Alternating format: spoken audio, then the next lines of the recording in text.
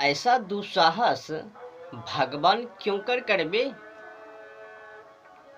लहू के द्वारा शुद्ध की जाती हैं और बिना लहू बहाए क्षमा नहीं होती हैं।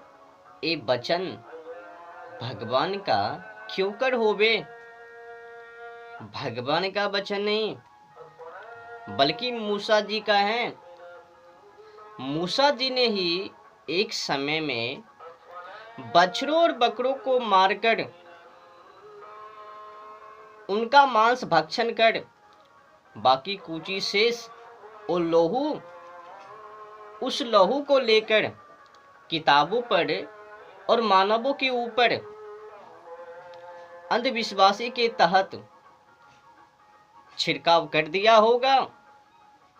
और क्या रीति रिवाज परंपरा प्रथा को बना लिया और कलंक परमेश्वर के ऊपर थोप दिया कि तुम लोगों के लिए यही परमेश्वर के द्वारा परमेश्वर के तरफ से आज्ञा है कि इनके बिना क्षमा ना होबे, शुद्ध ना होबे। बताओ भाई, बेचारे निर्दोष बछड़ों और बकरों का लहू से क्षमा मानना, शुद्ध कहना लाज नहीं आई। कुछ देर के लिए मैं भी मान लेता हूं, चलो आज मैं गेम ही खेलता हूं। एक काम करो, अगर तुम्हारे परमेश्वर वो कालाकृत काम से ही प्रसन्न होवे तो वही काम कालाकृत अपने परिवार के किसी सदस्य के ऊपर आजमा के दिखाओ। अपने ही रिश्तेदारों को उठाओ, माता हो, बहन हो, पुत्र हो, पुत्री हो, जो भी हो, पर हाँ अपने ही कुलों में से किसी एक को उठाओ, उनको जबा करो, फिर उनका मांस नोचो और उनका मांस प्रसाद के रूप में बांट दो। बाकी कुछ ही रही लहू उनको छिड़काव करके दिखाओ। अगर आप वही कालाकृत परिवार के साथ करबे तो मैं समझ लूंगा। और हाँ, अगर आपके परिवार में उस कालाकृत काम से नाराज ना होबे तो, आंखों से आंसू ना बहावे तो,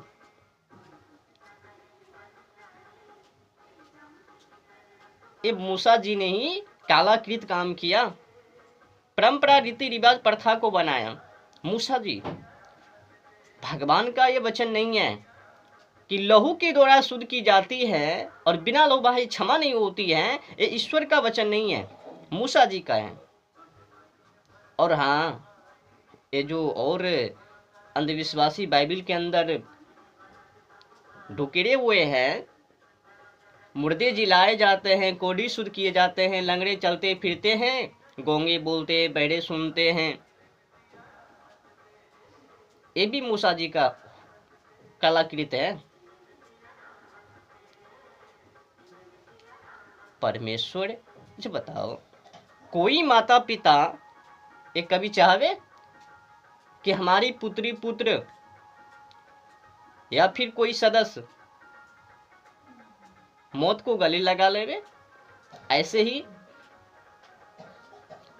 समय पर मरवे तो अलग सी कहानी है ना, पर कोई मार देवे, जवाह कर देवे माता पिता या फिर उनकी सदस्य जिसके कुल में वो घटित हो, कोई भी माता पिता कालाकृत अपने ही आंखों के सामने अपने ही पुत्र पुत्री की या फिर किसी सदस्य उनकी हिंसा नहीं देख सकता। लहू, जब तक हिंसा नहीं, लहू कहां से।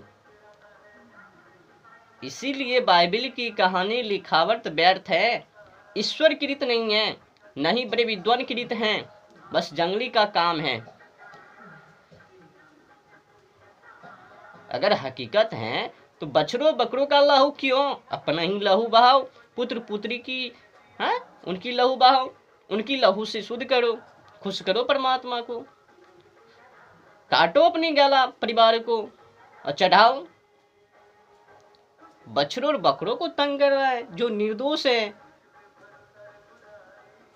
भाई साहब, बछड़ों और बकरों का लहू से शुद्ध पवित्र क्षमा तो नहीं होवे, पर खूब पाप हो जावे। ईसाई लोगों से निवेदन है कि ईसाई वामपंथी को छोड़ो, भागो, वेदों का आसरा ले लो, उसमें गुजारा नहीं है, सच्चाई है ही नहीं। बाइबिल पर गौर कीजिए ना, एक पन्ने के बाद वही अंधविश्वासी भरा पड़ा हुआ है। इंजिल में भी देखो वही अंधविश्वास भरा पड़ा हुआ है। ठग रहा है लोगों से, लोगों को मूर्ख बना बना के धर्म परिवर्तन कर रहे हैं, वो लोग करवा रहे हैं। उसमें कुछ भी नहीं है। मांस खा रहे हैं, कह रहे क्षमा हो जावे, हिंसा कर लेवे क्षमा हो जावे, बेविचार कर लेवे क्षमा हो जावे। जब क्षमा ही हो जावे तो क्यों डरवे पाप करने से? इनका मतलब है कि उसमें पाप नाम का कोई गुनाह है ही नहीं। खूब पाप करो और उनको प्रार्थना करो क्षमा हो जावे। ये अंधविश्वास हैं, कल्पित हैं। जो भी मानव जीवन में कभी भी पाप किया वो पाप क्षमा नहीं, उनको भुगतना ही पड़ेगा। बिना भोगे वो पाप शुद्ध ना होवे। जानवर बनो, पंछी बनो, कुत्ता बनो, बिल्ली बनो, गधा बनो या फिर किसी भी दुख में मरो, भोगना तो पड़ेगा ही। बिना भुगते पाप कभी कटता नहीं है। लाख नाक लगा लो, प्रार्थना कर लो, इधर उधर भाग लो, पर क्षमा ना होवे। क्षमा तो भुगतने के बाद ही। स्वारंभ, जहां से सच्चाई है उनका भी फल मिलवे। सच्चाई का सच्चाई फल और झूठाई का झूठाई फल, दोनों का फल मिलवे। जो जैसा करेगा वैसा भरेगा। यही तो न्याय है, बाकी तो अन्याय है। अगर पाप क्षमा कर देवे तो अब पाप तो क्षमा होता ही नहीं है ना। ये मूसा जी जानबूझकर तुम लोगों को उल्लू बनाकर पाप नाम का एक शब्द डाल दिया ताकि लोग पाप के नाम पर खूब पाप करवे। क्षमा तो कर ही देता है वो दयालु। करो पाप, बेविचार करो, अत्याचार करो, लूटो मारो, लंपट बनो, पर क्षमा मांग लो, लास्ट में होगी क्षमा। ये अन्याय है। जब भगवान किसी का पक्षपाती निष्पाती करता ही नहीं है, किसी की पक्ष में है ही नहीं है, भगवान तो धर्म और अधर्म के अनुसार न्याय करता है।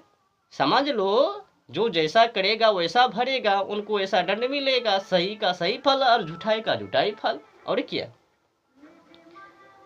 इसीलिए बाइबिल ईश्वर कृत नहीं है, जंगली कृत है। अगर ईश्वर कृत होता तो जलवायु और ओजोन परत की ख्याल ध्यान खगोल भूगोल से मिलता जुलता और मानवता से कभी खिलाफ नहीं होता। अच्छा बताओ, किसी जानवर और पंछी की हिंसा करना क्या वो मानवता है? आपको क्या लगता है कि उनके अंदर में जल्लाद नहीं है? जब तक मानव में जल्लादी आचरण नहीं, तब तक तो किसी की हिंसा कर ही नहीं सकता है। तो जल्लाद बनना पड़ता है ना, जल्लाद बनने के बाद ही हिंसा। जानवर पंछी के प्रति क्रूरता बनना पड़ता है ना, है? जब मानव में मानवता नहीं तो समझ लो। देखो भाई, दोष वो यीशु में नहीं है, दोष ये मूसा जी में है, बाइबिल में है। होवे वो महान व्यक्ति, पर ये बाइबिल में जिस तरह से लिखा हुआ है, ये तो एकदम गंडू है। बाइबिल को कोई भी बड़े विद्वान सही ना ठहरावे। क्यों कर ठहरावे? एकदम गंदी भरी पड़ी हुई है उसमें। इसमें यीशु की गलती नहीं है, मूसा जी की है। जो भी लिखा उनकी गलती है। आडंबर आडंबर पाखंड से भरा पड़ा हुआ है। 5 रोटी 2 मछली से, जहां देखो खाने की बातें कर रहा है। और पीछे हो लिया 10 थी, 9 भाग गई, 1 आई, वो भी उनकी बड़ाई नहीं करी। तो कहने लगा कोई बात नहीं, तेरे मन ने चंगा किया, अब तू दूर हो जा। कम से कम परमेश्वर का तो बड़ाई कर लेता, किया ही नहीं वो। तब कह दिया कि तुम्हारी मन ने चंगा कर दिया। भाई बाइबिल को पढ़ने के बाद ऐसा